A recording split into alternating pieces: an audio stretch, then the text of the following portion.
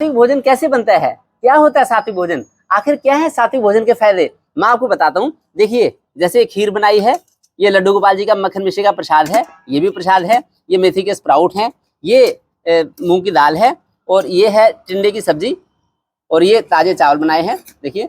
और ये है मिस्से आटे की रोटी। मिस्से के आटे की रोटी हम घर पे ही मिस्से आटा बनाते हैं। गेहूं में जैसे 1 किलो गेहूं है, उसमें थोड़े से थोड़े से काले चने ऐसे डाल के मिस्से आटा बनाते हैं, बड़ा अच्छा लगता है। आखिर क्या है इसके फायदे, जो सात्विक भोजन के फायदे हैं। सात्विक भोजन के बलबूते पे ही मैं और मेरा पूरा परिवार पिछले कई दशकों से हम लोग निरोगी रहते हैं, हमेशा फिट रहते हैं। और सात्विक भोजन के बलबूते ही जो मेरी गुड़िया सौम्या है, इसने केवल 9 वर्ष की उम्र में पूरी भगवत गीता कंठस्थ कर ली। और मैं भी हमेशा फिट रहता हूँ, मैं 1 घंटे में 10 किलोमीटर की रनिंग कर लेता हूँ, फुर्ती से नीम के पेड़ पे चढ़ जाता हूँ। तो ये भी सात्विक भोजन का एक कमाल है। मैं चाहता हूँ ये जो स्वाद हमने चख लिया सात्विक भोजन का, पूरा देश उसका स्वाद चख ले। उसके लिए आप लोगों को भी मेरा सपोर्ट करना है, ऐसी ऐसी इन्फॉर्मेशन सब लोगों को भेजनी है। आज देश में 1 करोड़ लोग अस्पतालों में दाखिल हैं, और 10 करोड़ लोगों को मोटापा है, 10 करोड़ लोगों को कब्ज है, 10 करोड़ लोगों को बीपी की बीमारी है, 10 करोड़ लोगों को शुगर की बीमारी है, क्योंकि वो खान पान की गड़बड़ी करते हैं। और अनेकों लोगों को जोड़ों के दर्द की, सांस की दिक्कत है। तो ऐसा ना हो, सारा देश निरोगी रहे, और समय आने पर मृत्यु हो, अकाल मृत्यु किसी की ना हो, आखिरी सांस तक हम लोग फिट रहें। जैसे एक योगी, जैसे एक ब्रह्मचारी, जैसे एक सन्यासी बिल्कुल अपनी इच्छा से अपना शरीर छोड़ते हैं, एक तरह से समाधि लगा लेते हैं, प्राकृतिक मृत्यु होती है उनकी। इसी तरह से मैं चाहता हूं कि पूरा देश आखिरी सांस तक फिट रहे, कभी कोई बीमार ना हो, नहीं तो फिर अकाल मृत्यु होती है, बीमारियां होती हैं, और बड़ा सारे डॉक्टर विजिट करने पड़ते हैं। अगर हम भारत की जो आयुर्वेद की जो गाइडलाइंस है, और भारत की ज्योतिषी की जो गाइडलाइंस है, इनको फॉलो करेंगे तो कभी भी हमें दिक्कत नहीं आएगी। अब मैं आपको बताता हूँ कि सात्विक भोजन कैसे बनता है। अब मैं आपको दिखाता हूँ, देखिए हम कैसे बनाते हैं सात्विक भोजन। क्योंकि छोटी छोटी चीजों का अगर ध्यान रखेंगे तो हम लाइफ लॉन्ग हम डॉक्टर की विजिट से बच सकते हैं, बीमारियों से बच सकते हैं। और छोटी छोटी बातें ही और हमें बीमार करती हैं और डॉक्टर के पास ले आती हैं। देखिए, ये मौसम के फल भी खाएं, जो मौसम का फल है, मौसम की सब्जियां वही खाएं, ऋतु के अनुसार भोजन लें। जैसे ही मेरी शादी हुई तो पिछले 30 साल से हमने किचन में, वाइफ ने मूर्ति लगा ली थी, शंकर भगवान जी हैं और अन्नपूर्णा माता जी हैं। और नीचे ये है, जब भी भोजन बनाएं तो ये मंत्र बोलते हुए भोजन बनाएं। अन्नपूर्णे सदा पूर्णे शंकर प्राण वल्लभे ज्ञान वैराग्य सिद्धर्थे भिक्षाम देहि च पार्वती। अर्थात भगवान शंकर पार्वती माँ को कह रहे हैं कि ज्ञान वैराग्य को सिद्ध करने के लिए मुझे भोजन दो। भोजन किस लिए लेना हमें, कि हमें ज्ञान हो कि सही क्या है, गलत क्या, हमारा विवेक जागृत हो और हमारे अंदर वैराग्य रहे। नहीं तो लोग मनमर्जी की चीज खाते हैं, जंक फूड खाते हैं, और उससे सारा वैराग्य खत्म हो जाता है, विवेक मर जाता है, फिर उनको गलत सही का पता नहीं लगता।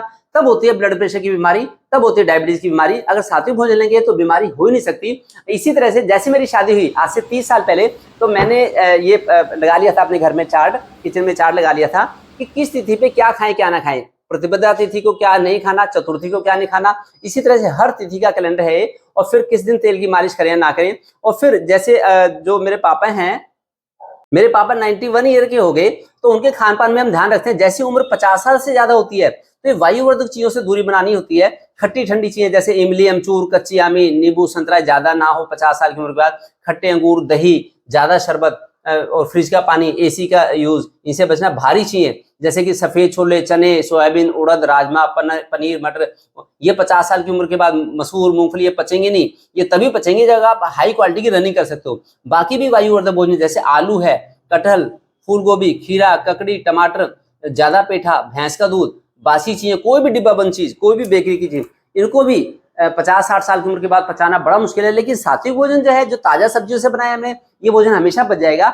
आयुर्वेद में तो नियम है कि 48 मिनट के अंदर जो आपने खाया बनाया है भी, वही भोजन पचाएंगे तो अच्छा रहेगा। फिर भोजन बनाएं कैसे, एक तो भोजन पीतल के बर्तनों में बनाए तो अच्छा रहेगा।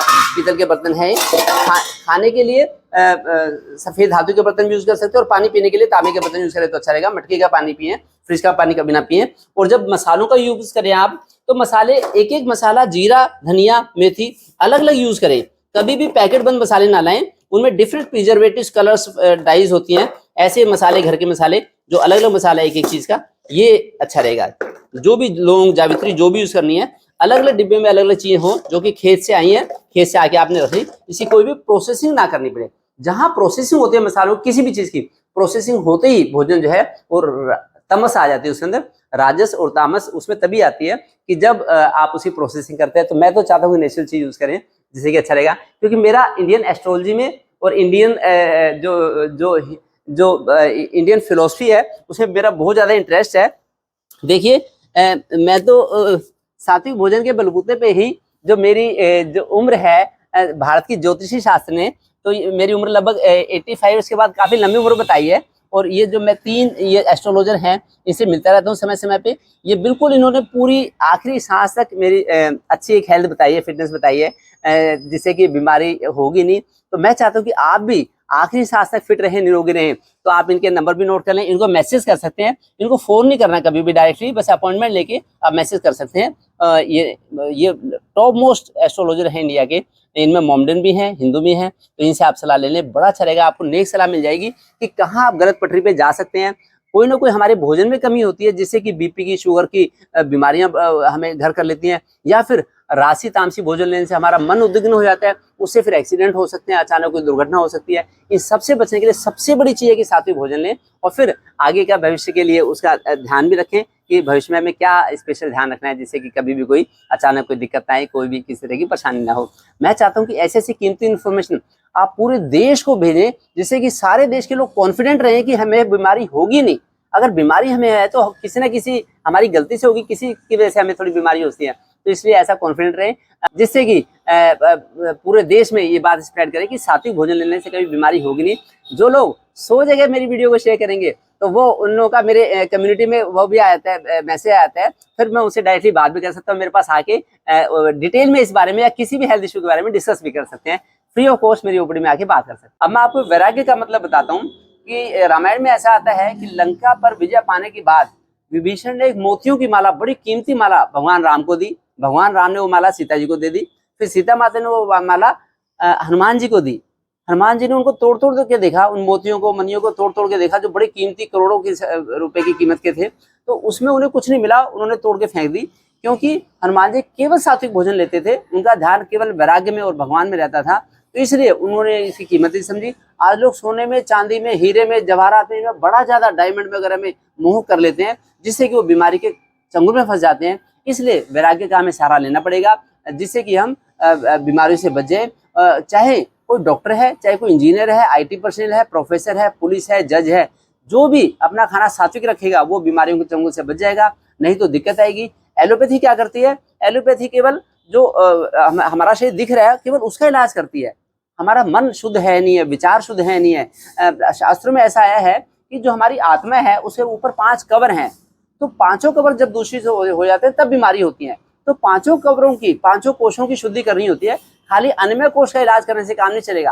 खाली थायराइड है तो थायराइड की दवा दे दी, फैटी लिवर है तो फैटी लिवर की दवाई दे दी, मन तो फिर भी हमारा बीमार रहता है। इसलिए अगर हमें मन की शुद्धि करनी है तो हमारा अन्नमय कोष भी शुद्ध रहना चाहिए सात्विक भोजन लेने से, फिर हमारा प्राणमय कोष भी शुद्ध रहना चाहिए, फिर हमारा मनोमय कोष भी, आनंद विज्ञानमय कोष भी, आनंदमय कोष भी, सभी कोषों की शुद्धि के लिए केवल सात्विक भोजन ले, जिससे कि आत्मा हमारी खिल उठेगी, हमारा जमीर जिंदा हो जाएगा और फिर बीमारी होगी नहीं।